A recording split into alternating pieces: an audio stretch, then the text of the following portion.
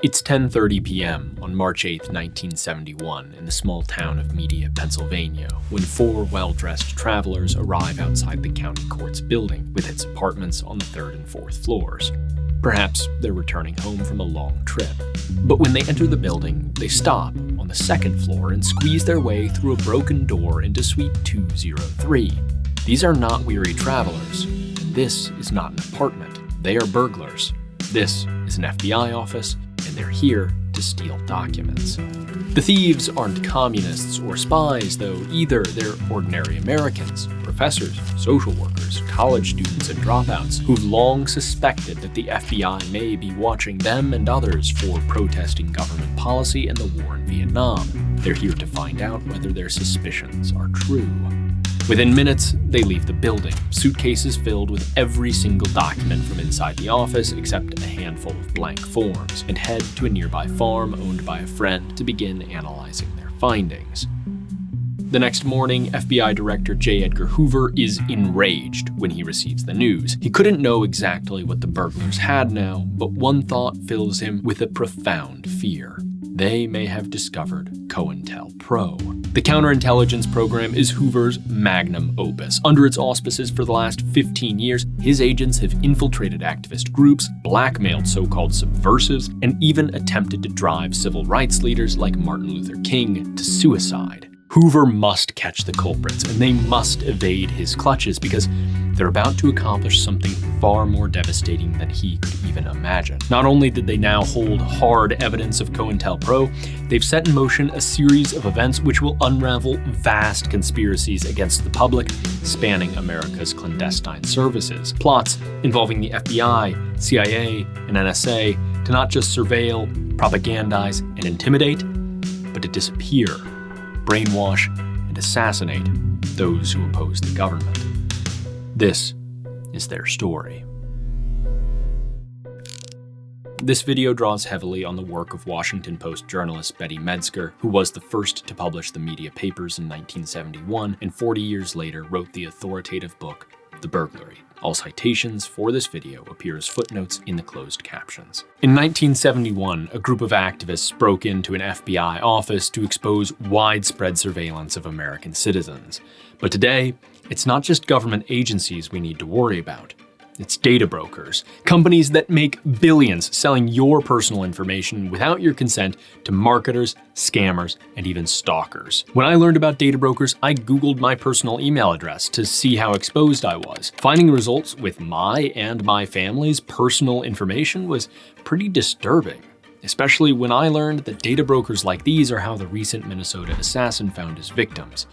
Seriously. Try this yourself. You might not like what you find. That's why I now personally use today's sponsor, Aura, to protect my digital life. Aura automatically removes your information from these predatory sites and keeps it off. But Aura doesn't stop there. They provide comprehensive digital security with real-time fraud alerts for your credit and banking, dark web monitoring, a secure VPN, antivirus protection, and a password manager, all in one app. If anything goes wrong, they have US-based fraud experts available 24/7 and include $5 million in identity theft insurance. So take control of your data privacy today. Visit aura.com/spectacles for a 14-day free trial. In just 2 weeks, you'll see exactly where your data is being exposed and sold. Don't leave yourself vulnerable. I don't. Now, back to the burglars. The idea for the break-in came from Bill Davidon, a physics professor who'd spent the 1960s with Catholic peace activists, breaking into army offices to steal the files needed to conscript American citizens to fight in Vietnam. After a few years, though, he and others began to suspect they were being watched by the FBI. Maybe they were just paranoid, but Davidon was a scientist. The only way to find out was to test the hypothesis. So, in late 1970, he approached some like-minded associates with a simple question. Will you help me break into an FBI office?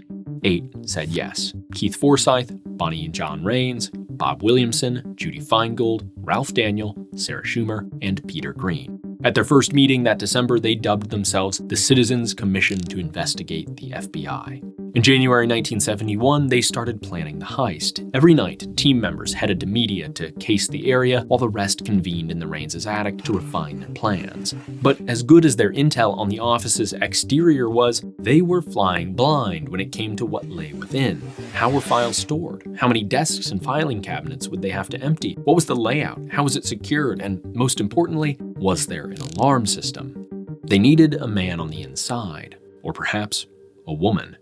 Posing as a college student interested in learning about the Bureau, Bonnie Raines arranged to interview Office Director Tom Lewis. She showed up early, blaming her boss, and while she waited, studied the office, noting two crucial details. It had no alarm, but the only practical entry point was its main door. A large filing cabinet, likely full of documents, blocked the second entrance. It was probably extremely difficult to move, and if knocked over, would be incredibly loud. Luckily though, she also noted the model of the main door's lock, and within weeks, Keith Forsyth honed his lock-picking technique in the Raines' attic until he could crack the model in under 30 seconds. By now, all the burglars lacked was the perfect opportunity for a break-in. They settled on March 8th, because that night was the fight of the century between Muhammad Ali and Joe Frazier. With luck, the residents above and building manager below the FBI office might be distracted by the fight on the radio. Everything was ready. Until, just days before the break-in, Peter Green dropped out. He no longer wanted any part of the plot. He made no threat to go to police, but the group was shaken. Still, it was too late to back out now. By 7:30 p.m. on March 8th, everyone had arrived at the motel room just outside media, which was to be their command center for the night. Shortly thereafter, Keith Forsyth headed out to play his part and get the door open. Approaching the building, he feared the security guard at the nearby courthouse might notice him. In all their planning, the group had been unable to devise a way to stay out of his sightlines. Their strategy, instead, was to hide in plain sight. So the team of hippies held their noses and acquired some fine Brooks Brothers suits from secondhand stores. Anxious as he was, this comforted Forsyth as he strolled toward the building. He later recalled, "You can do anything you want in the United States if you wear a suit and tie, especially if you're white. That also helps." The gambit seemed to work, and Forsyth entered the building unaccosted, yet now a new fear haunted him. If a building resident caught him trying to pick the lock to an FBI office, it wouldn't matter what he was wearing. Hoping the fight of the century lived up to the hype, he reassured himself that he knew this model of lock like the back of his hand. He should be in less than 30 seconds. Except, this was not the lock Forsyth was expecting. The one he knew was there, but there was now a new, second, far more secure lock too, and he simply couldn't pick it. He gave up and returned to the motel with the bad news. The group was shattered, but Davidon remained calm. What about the second door, the one blocked by the filing cabinet? He turned to Bonnie Raines, who'd written it off as impossible when she cased the office. Knowing it was their only option, she said it would be risky, but it could be done. With renewed determination, Forsyth returned to the office, easily picked the lock on the second door, then quickly found it wouldn't budge. So he went to his car and grabbed a long metal bar. Back in the building, he positioned it, laid on the floor directly in front of the stairs, and began to push as hard as he could. It was a vulnerable position. If a building resident stepped outside for some air or a drink, they'd trip right over Forsyth. But after a few tense minutes, he felt the door budge. A bit later, and he was able to squeeze inside, nudge the filing cabinet a bit further out of the way, and depart. A 30-second mission had instead taken hours, but his job was done. A short time later, 4 team members arrived with suitcases in hand. In their second-hand suits, they looked just like travelers returning from a long trip. After squeezing into the office with little light and in complete silence, they emptied the contents of every desk drawer and filing cabinet in the office into their suitcases. The only documents left behind were a stack of blank procedural forms. Then, when all was done, they picked up an FBI office phone, ironically one of the few lines in America they could expect wasn't wiretapped, and called the motel. All they said was, "Okay," and hung up. A few minutes later, they exited the county court's building, their suitcases nearly bursting, placed them in the trunks of the getaway cars, got inside, and left for the farmhouse. For nearly an hour, the citizens commissioned to investigate the FBI drove along dark, winding country roads. They were giddy about their success, but shadowed by worry. What if all they found were a bunch of pointless bureaucratic materials? Or what if the FBI was the crime-fighting organization Hoover claimed? What if they really were just paranoid all this time. But they needn't have worried. Within an hour of arriving at the farm and digging into the documents, someone shouted, "Take a look at this!" The file from FBI headquarters was a set of detailed instructions on the investigation of activists, encouraging agents to enhance the paranoia endemic in these circles and get the point across that there is an FBI agent behind every mailbox. As if that wasn't enough, they kept finding more and more. The office had been surveilling the bank records of a civil rights activist, the membership of black student groups, even a call from one activist to another talking about when her baby was due. Proof.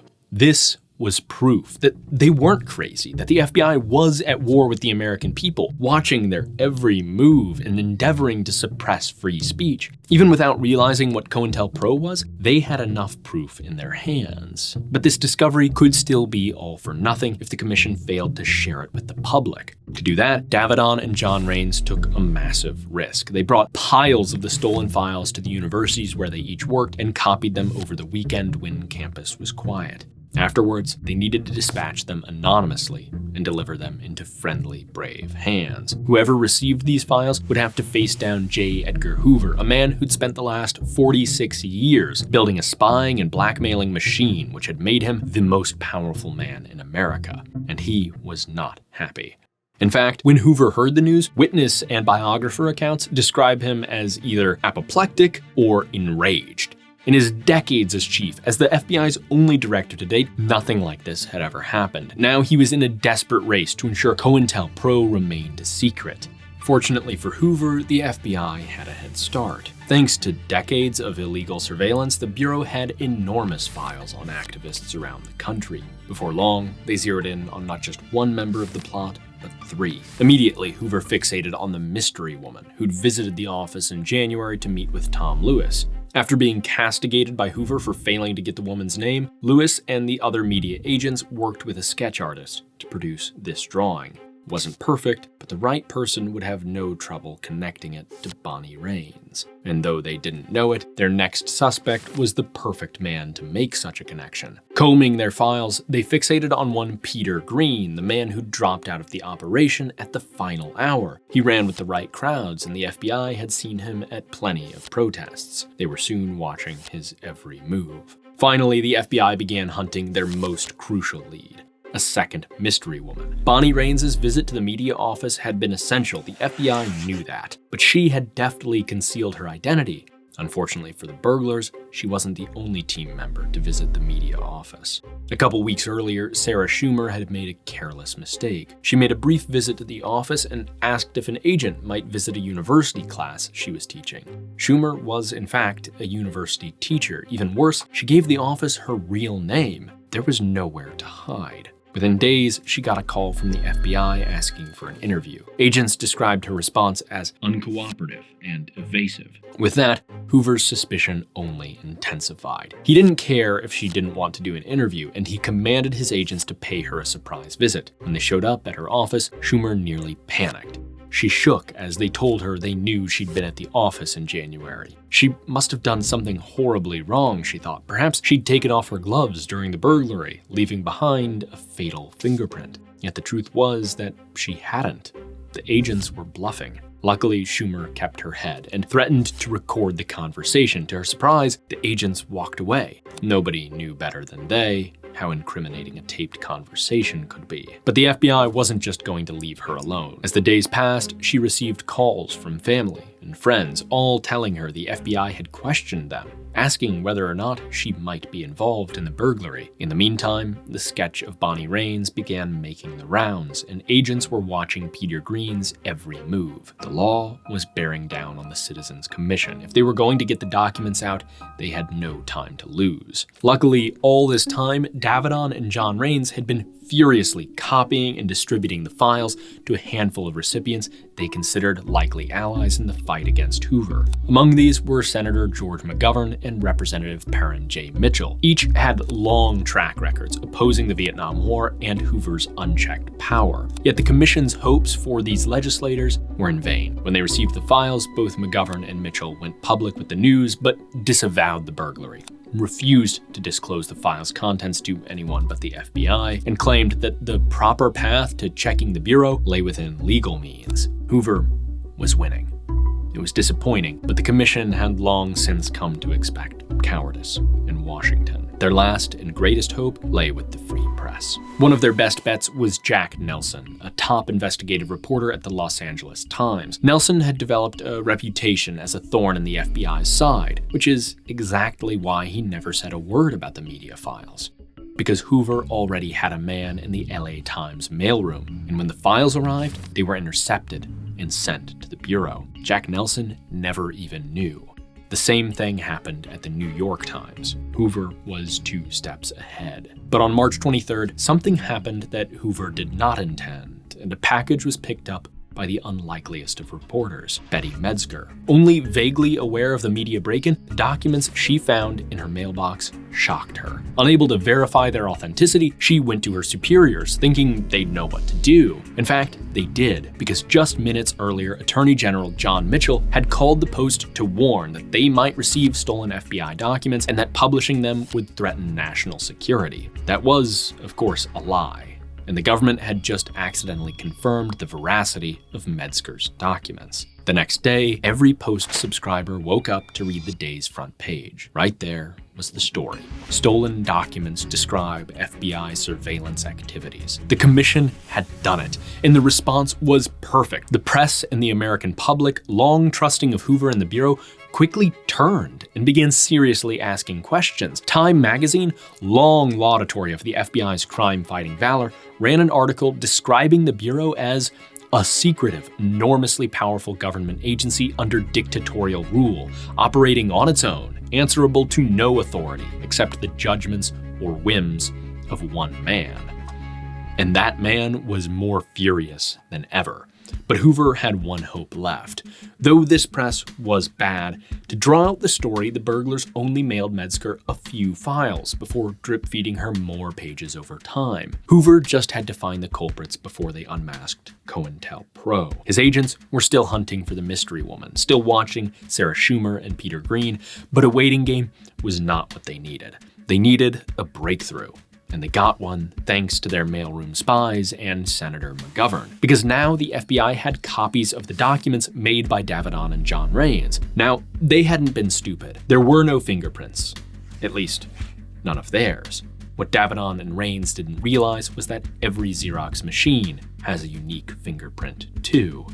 So Hoover leaned on Xerox to help. The company quickly complied and determined that 2 Xerox 660 machines were used. In turn, Xerox employees began arriving at every 660 customer's address for a technical checkup. Until eventually one day in April, John Raines was sitting in his office when he heard a Xerox employee enter and announce that he'd be switching out the copy drum from the very machine Raines had used. There was nothing he could do but warn Bill Davidon of the situation. Davidon, always fast on his feet, simply defaced his printer's copy drum to distort the machine's signature.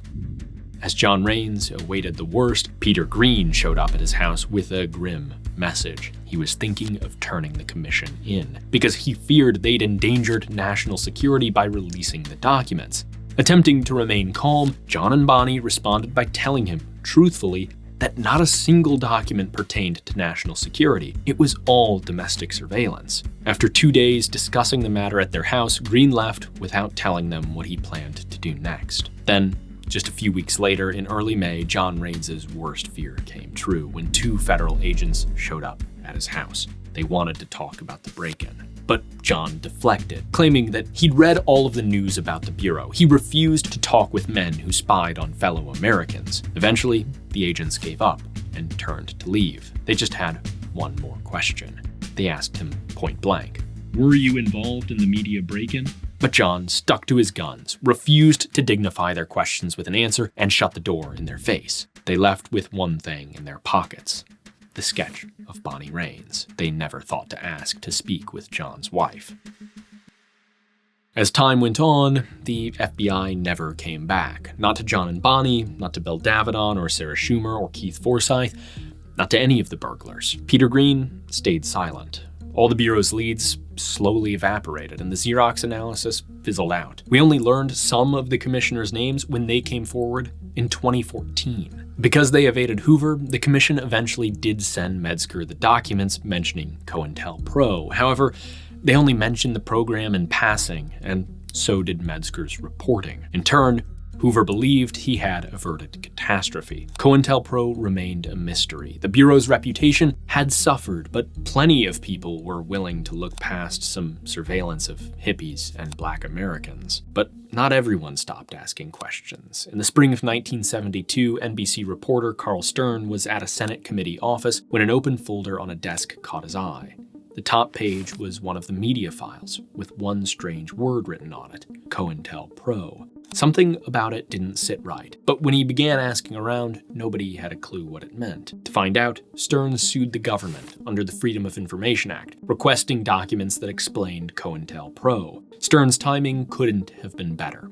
After founding the FBI and building it for decades into his own unaccountable fiefdom, the tyrant J. Edgar Hoover died on May 2nd, 1972. Without him, the Bureau was vulnerable. At first, Stern's suit would only yield 4 pages, but within a few years, America learned how the FBI hadn't just attempted to drive Martin Luther King Jr. to suicide by blackmail. They learned how Hoover orchestrated the assassination of Black activist Fred Hampton, how the NSA surveilled vast swathes of private communication, how the CIA experimented on humans with psychedelics attempting to develop mind control techniques, assassinated foreign leaders, and developed strange and terrible weapons. The details on those operations and how all that was ultimately revealed is a story for another day, so make sure to subscribe. But one thing is certain. None of it could have been possible without those 8 brave men and women, ordinary citizens who stuck their necks out to stand up for every American's rights. And for that reason, I'd like to leave you with their words from a statement released the day after the break-in. We have taken this action because we believe that a law and order which depends on intimidation and repression can have but one name, and that name is tyranny. We believe that democracy can survive only in an order of justice, of an open society, and public trust. We believe that citizens have the right to scrutinize and control their own government and its agencies. As long as great economic and political power remains concentrated in the hands of small cliques not subject to democratic scrutiny and control, then repression, intimidation, and entrapment are to be expected. We do not believe that this destruction of democratic society results simply from the evilness, egotism, or senility of certain leaders. Rather, this destruction is the result of certain undemocratic social, economic, and political institutions. In doing this, we know full well the legal jeopardy in which we place ourselves. We feel most keenly our responsibility to those who daily depend on us and whom we put in jeopardy by our jeopardy. But under present circumstances, this seems, to us, our best way of loving and serving them, and in fact, all the people of this land. If you think that message is important, consider supporting stories that matter to democracy by joining our Patreon, grabbing some merch, or by patronizing this video's sponsor, Aura. Thanks for watching.